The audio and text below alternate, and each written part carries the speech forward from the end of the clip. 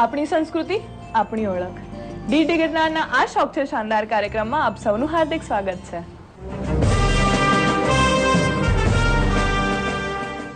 મિત્રો, એક નોખો અનોખો વિવિધતાથી ભરપૂર એક નવા જ રંગરૂપ સાથે અનેરી ભાત પડતો કાર્યક્રમ ડીડી ગિરનાર દૂરદર્શન આપ સૌની સમક્ષ પ્રસ્તુત કરે છે। આ શોખ છે શાનદાર।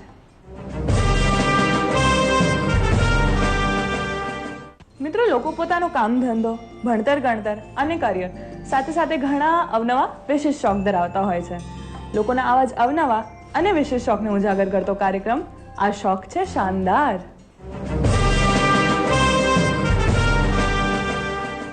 તો મિત્રો, આવો આજે આ શોખ છે શાનદાર કાર્યક્રમમાં આપણે મુલાકાત કરીએ મહેશભાઈ પંડ્યા સાથે, જેમની પાસે છે બહુ જ બધી હિસ્ટોરિકલ વસ્તુઓનો સંગ્રહ।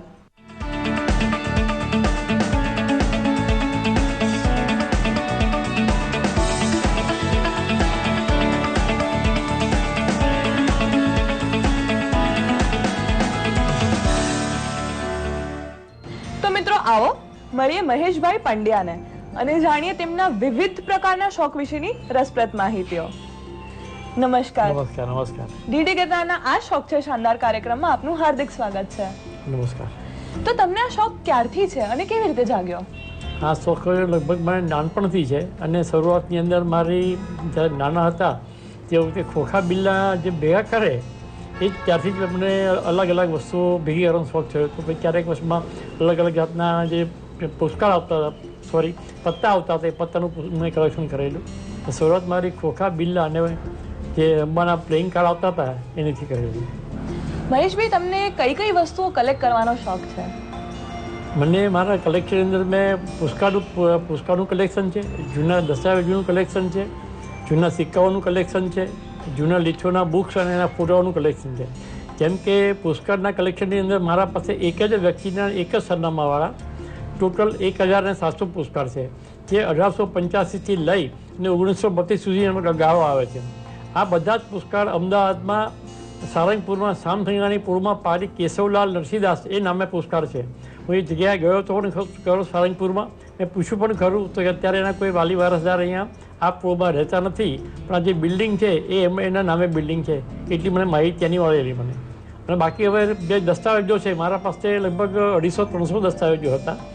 એમાંથી મેં GNLU કોલેજ કે જ્યાં આગળ ગુજરાત નેશનલ લો યુનિવર્સિટી કે જ્યાં એશિયાનું મોટામાં મોટું લીગલ મ્યુઝિયમ બને છે, ત્યાં આગળ મેં મારા શાળા ડૉક્ટર GB પંડ્યા ભાવનગરના નામે મેં બધું ડોનેટ કરી દીધું। સાથે કયા ખડિયા વાપરતા હતા, કઈ જાતની નીબ હતી, કઈ જાતના ખીચા હતા, કઈ જાતના એ લોકો પેપર વેટ વાપરતા હતા, એ બધો સમગ્ર સંગ્રહ મેં ત્યાં આપી દીધો છે।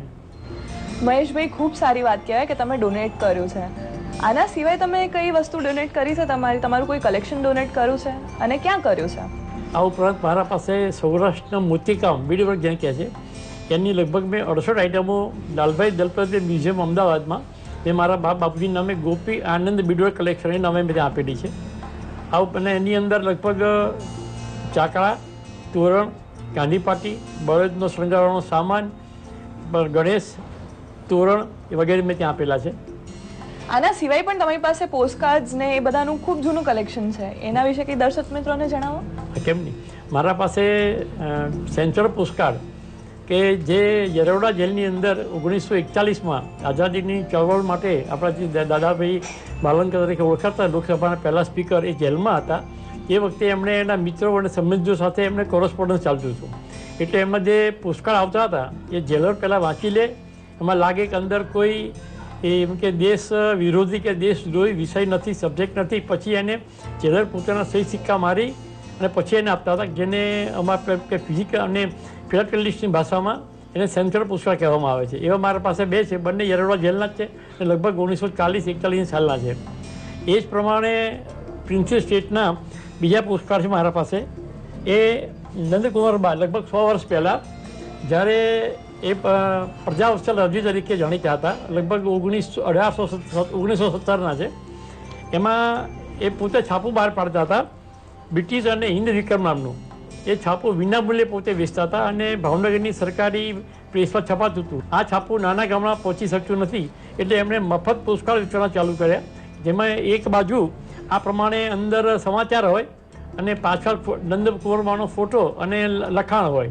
હવે આવા પુસ્તકાળો જે તે ગામમાં જાય અને 15-20 દિવસે કે મહિને 2-4-5 પુસ્તકાળ ભેગા થાય એટલે સૂચના આપી હતી અને કે ભેગા થાય પુસ્તકાળ એટલે ગામના તલાટી કમ મંત્રીને આ પુસ્તકાળ પહોંચતા કરી દેવાના.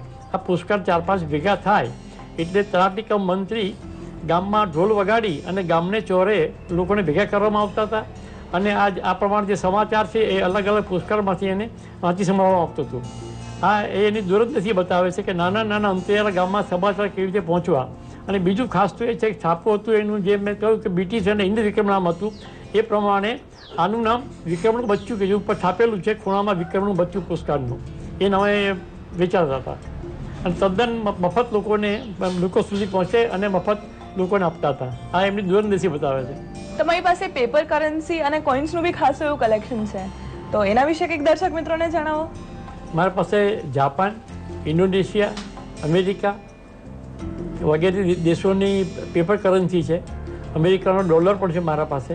અને મારા પાસે એક સિક્કો ખૂબ જૂનો છે કે જે રામ પંચાયન, એક બાજુ રામ પંચાયન છે, રામ, લક્ષ્મણ, સીતા, ભરત અને શત્રુઘ્ન છે અને એની બીજી બાજુ રામ અને લક્ષ્મણ ધનુષ સાથે ઊભા છે એવું. અને આ સિક્કાની લગભગ 25% સોનું છે એવું સોનીનું કહેવું છે. અને આ ઘણી ખૂબ જૂનો સિક્કો છે એવું જે તજજ્ઞો છે સિક્કાના એની પાસેથી મને જાણવા મળ્યું છે. હવે આ જે હાફ ડોલર સિક્કો છે એક મારા મિત્ર છે બેજુભાઈ કરીને, એને મને ભેટ આપી હતી. અમેરિકા ગયા હતા એટલે ખાસ મારા માટે લેતા આવ્યા હતા. અને આને કોમોરેટિવ કોઇન્સ તરીકે એ લોકો બહુ અમુક પ્રસંગે જ બહાર પાડવામાં આવે છે અને એની સંખ્યા પણ ખૂબ ઓછી હોય છે. એટલે લગભગ રેરમાં જાણે ખરો. આ તો મારા મિત્ર હતા લઈ આવ્યા હતા મારા માટે કે હું એમ કે કોઇન્સ કલેક્શન કરું છું. એની અંદર મને એક આ સારી વસ્તુ મારે કલેક્શનમાં રહે એ ઉદ્દેશ્ય લાવ્યા હતા અને હું એનો લાભ પણ લઉં છું.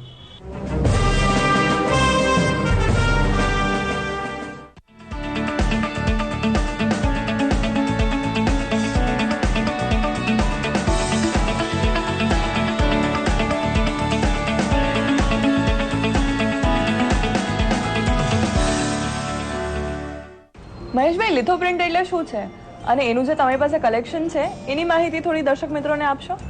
લિથો પ્રિન્ટ એટલે પહેલાં જે આપણે હસ્તલેખિત પ્રતો આવતી હતી ત્યાર પછી લિથો પ્રિન્ટ આવ્યું અને જે એની અંદર શિલા પ્રેસ એને કહે છે અથવા એને શિલા લેખન પણ કહે છે. પથ્થરના ઉપર કોતરાવી પ્રિન્ટ કરી અને પછી એને કાળી શાહીથી પહેલાં લખી અને પછી એને છાપતા હતા. એને શિલા પ્રેસ કહે છે અથવા લિથો પ્રિન્ટ કહે છે. એને એમાં પિક્ચરની અંદર પહેલાં વુડ કટ આવતું હતું એટલે લાકડા ઉપર એને કોતરતા હતા, પછી ચિત્ર પાડતા હતા, પછી કોપર એન્ગ્રેવિંગ આવ્યું એટલે કે રોલ કોપરની પ્લેટ લેવાની એના ઉપર ચિત્ર એ લોકો કોતરતા હતા અને પછી શાહી નાખીને પ્રિન્ટ દેતા. પછી સ્ટીલ એન્ગ્રેવિંગ આવ્યું ને પછી સ્ટીલ અને કોપર એન્ગ્રેવિંગ બંને આવ્યું. અને ખાસ તો જે લિથો પ્રિન્ટની અંદર બધું જ લખાણ હાથે જ હોય અને એ હસ્તલેખાનું એ લોકો કોતરતા હતા. એ જ પ્રમાણે ચિત્રો પણ લીથોની અંદર પેલા કોતરવામાં આવતા હતા અને પછી એને છાપવામાં આવતા હતા. અને ધીરે ધીરે નાબૂદ થતું જાય છે પણ ખરેખર આ વસ્તુ ખૂબ સાચવવા જેવી છે અને એક વારસો છે. તો લિથો પ્રિન્ટ કોઈ પણ હોય હસ્તલિખિત પછી એનો નંબર આવે છે. પછી જેમ જેમ પ્રગતિ થતી ગઈ લખાણની અંદર એમાં પ્રેસ આવ્યા, પ્રેસમાંથી સ્ટીમ પ્રેસ આવ્યું. હવે અત્યારે તો બધું આખો યુગ જ કોમ્પ્યુટરનો થઈ ગયો છે એટલે લિથો તો જેને ક્યાંય નાશપ્રાય થઈ ગયું છે. હવે એનું કલેક્શન પણ ખૂબ ઓછું છે. મારા પાસે જૂનામાં જૂનું પુસ્તક લિથોનું 1828નું મેથેમેટિક્સ છે કે જેની અંદર તે વખતે આપણા ભારતમાં 14 જાતના રૂપિયા ચાલતા હતા. જેમ કે ભરૂચી રૂપિયા, ઔરંગાબાદી રૂપિયા, ખલાસી રૂપિયા, ખંભાતી રૂપિયા, મુંબઈ ગરા રૂપિયા, અમદાવાદી રૂપિયા અને આખું એનું કોષ્ટક આપેલું છે કે આટલા ખંભાતી રૂપિયા બરાબર આટલા અમદાવાદી રૂપિયા. એ જ પ્રમાણે 1થી લઈ અને 1000 સુધીની સંખ્યા છે. જેમાં સંખ્યા, વર્ગમૂળ, ઘનમૂળ, વર્ગ અને ઘન એ જમાનામાં એ લોકોએ હાથેથી લગભગ 190 વર્ષ પહેલાં કોઈપણ જાતના કેલ્ક્યુલેટરની મદદ વગર એ લોકોએ લગભગ 9 ડિજિટ સુધી એના જવાબ આપેલા છે. મહેશભાઈ, તમે આટલી બધી હિસ્ટોરિકલ વસ્તુઓનું કલેક્શન કર્યું છે, સંગ્રહ કર્યો છે, તો એ તમે કેવી રીતે કર્યો અને તમને કેવી રીતે ખબર પડી કે આ વસ્તુ કલેક્ટ કરવા જેવી છે? જેમ કે હું દાખલો આપું પોસ્ટકાર્ડથી કે મારા પાસે જૂનામાં જૂનું પોસ્ટકાર્ડ 1885નું છે, બુક 1828ની છે અને જેમ જેમ હું બજારમાં ફરતો ગયો એમ એમ હવે એવો ટાઈમ આવી ગયો છે વસ્તુ જોઈને મને ઓળખમાં ખ્યાલ આવી જાય છે કે આ વસ્તુ જૂની છે, રેર છે, એનું કલેક્શન હોવી બહુ જરૂરી છે. આ ઉપરાંત એ પ્રમાણે ધીરે ધીરે છેલ્લે મેં લિથો બુક્સનું કલેક્શન ચાલુ કર્યું. પોસ્ટકાર્ડનું તો એક બાજુ પર રહ્યું, લગભગ એનું તો મેં આગળ આપણે જણાવી દીધું. અને હજુ પણ હું તો છતાં બી આજની તારીખની અંદર કોઈ જૂની વસ્તુ મને મારા બજેટમાં મળે, મને લાગે કે આ સાચવવા જેવી છે, તો હું તરત મારા પૈસા પર ખર્ચીને હું એને ખરીદી લઉં છું. મારી એક જ ભાવના છે કે બને ત્યાં સુધી આ પશ્ચિમમાં ન જાય કે બહાર પગ ન કરી જાય અને આપણા ભારતમાં સચવાઈ રહે. આપણી સંસ્કૃતિ છે, આપણો વારસો છે, ને સાચવવી ખૂબ જરૂરી છે. આજ જે મારો સંદેશો સમજો, મારી ભાવના સમજો, જે છે આ છે. મહેશભાઈ, તમે આટલી બધી જગ્યાએ ફર્યા અને ખૂબ સરસ કલેક્શન કર્યું છે, તો તમારી આ કલેક્શન કરવાની એક્ટિવિટીમાં તમારો ફેમિલી તરફથી શું સપોર્ટ રહ્યો છે? આમ તો શરૂઆતથી જ મારા ફેમિલીનો ખૂબ સારો સપોર્ટ રહ્યો છે. ભલે સ્વાભાવિક છે ક્યારેક એમ લાગે કે આ બધું ક્યાં જૂની બધી વસ્તુઓ લઈ આવ્યા તમે, પણ સરવાળે તો જેમ જેમ વસ્તુ ભેગી થતી ગઈ, એની કિંમત થતી ગઈ, લોકોએ જોઈ, વખાણી, તે વખતે એમને થયું કે ના ખરેખર આ વસ્તુ સારી છે અને સાચવવા જેવી છે. આ જ પ્રમાણે મારા દીકરાઓ પણ સમજે છે કે આ વસ્તુ જૂની છે, સારી છે. જેમ અભ્યાસ કરે છે એ લોકોને પણ ખ્યાલ આવે છે કે આ એક હેરિટેજનો ભાગ છે, એને સાચવવી જોઈએ. અને ટૂંકમાં તો ખરેખર મારા કુટુંબના દરેક સભ્યોનો આ બાબતમાં ખૂબ સારો સપોર્ટ છે અને જરૂર પડે લોકો મને ફાઇનાન્શિયલી પણ હેલ્પ કરે છે. મહેશભાઈ, તમારી પાસે આટલી બધી હિસ્ટોરિકલ વસ્તુઓનો સંગ્રહ છે અને તમે હજી બી આપણી ભારતીય સંસ્કૃતિ જાળવી રહ્યા છો, તો તમે અમારા દર્શક મિત્રોને શું મેસેજ આપવા માંગશો? મારો તો એક જ મેસેજ છે કે આ વસ્તુને સાચવો. આ આપણો વારસો છે. અને હું તો કહું છું મારા પાસે જે છે એ ભલે પેપર ફોર્મમાં હેરિટેજ છે, હું તમને હેરિટેજ જ સમજું છું. અને હું દરેક દર્શકને એક જ સૂચના તો ન આપું, પણ એક જ વિનંતી કરું કે તમે તમારા બાળકોને જૂની વસ્તુઓ અથવા આજથી જ જે વસ્તુ આજે હશે એ 25-50 વર્ષે જૂની થવાની જ છે. એટલે આજથી જ એને ટેવ પાડો નાની નાની વસ્તુમાં કે તમને લાગે કે જે દિવસે જે જતી જાય છે, જેમ કે ટેલિફોનને આપણા અત્યારે લેન્ડલાઇન ટેલિફોન છે એ આવતા 20 વર્ષથી દેખાશે જ નહીં, તો એક લઈને બાજુમાં મૂકી દો, વપરાય કે ન વપરાય. એ ખાલી મેં તમને એક દાખલો આપ્યો. બાકી આવી તો ઘણી બધી વસ્તુઓ છે કે જે તમે હેરિટેજ તરીકે ભવિષ્યમાં અત્યારે જે વાપરો છો, જેમ કે અત્યારે જે હેરિટેજમાં વસ્તુઓ છે એ બા દાદાની વાપરેલી અને પૌત્રો અને પપૌત્રોને માટે એ હેરિટેજ જ છે. જો એને સાચવશે તો ખૂબ કામ લાગશે, ખૂબ કામ લાગશે એને. મહેશભાઈ, તમારી આ હિસ્ટોરિકલ કલેક્શનની માહિતી વધારે ને વધારે લોકો સુધી પહોંચે અને આપણી ભારતીય સંસ્કૃતિ જળવાઈ રહે તેવી ડીડી ગિરનાર તરફથી શુભેચ્છા. આભાર.